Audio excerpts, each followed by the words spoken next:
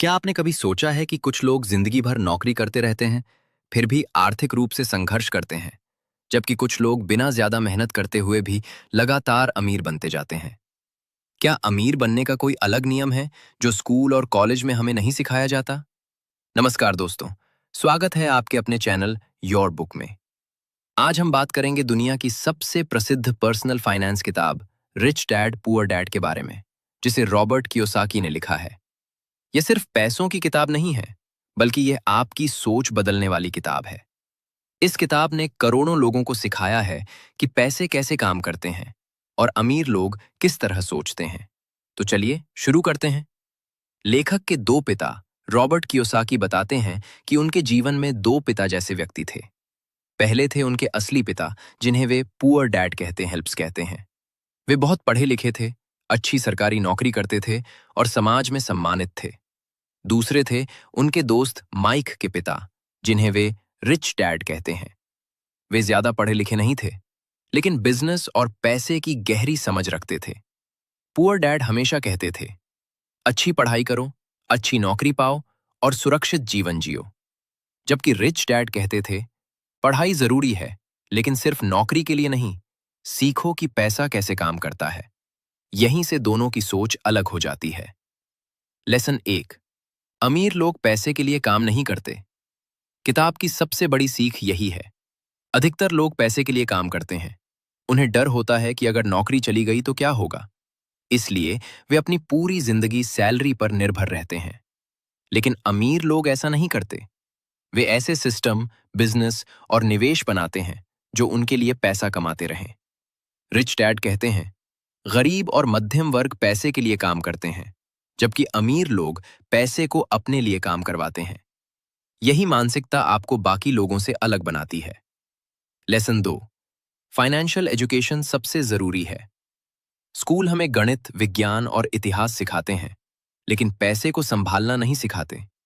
इसलिए कई लोग अच्छी सैलरी होने के बावजूद आर्थिक समस्याओं में फंस जाते हैं। फाइनेंशियल एजुकेशन का मतलब है पैसा कैसे कमाया जाए, पैसा कैसे बचाया जाए, पैसा कैसे निवेश किया जाए, पैसा कैसे बढ़ाया जाए। रिच डैड मानते थे कि आर्थिक शिक्षा के बिना बड़ी आय भी बेकार हो सकती है। लेसन 3। एसेट्स और लायबिलिटीज का अंतर। यह किताब का सबसे महत्वपूर्ण कॉन्सेप्ट है। रिच डैड के अनुसार एसेट वह चीज है जो आपकी जेब में पैसा डालती है। लायबिलिटी वह चीज है जो आपकी जेब से पैसा निकालती है।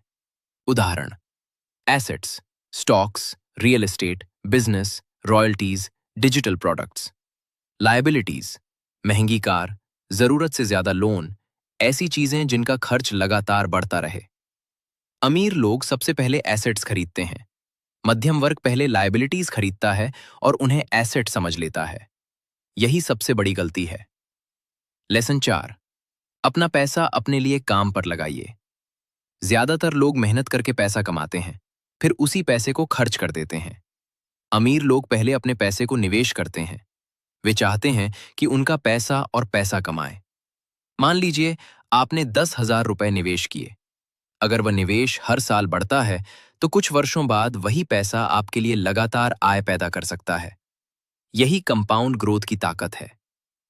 लेसन 5। नौकरी सुरक्षा देती है, अमीरी नहीं।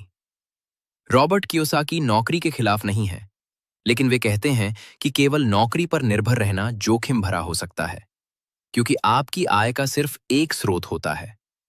अमीर लोग कई आय स्रोत बनाते हैं, जैसे बिजनेस, निवेश, किराया, ऑनलाइन आय, डिविडेंड।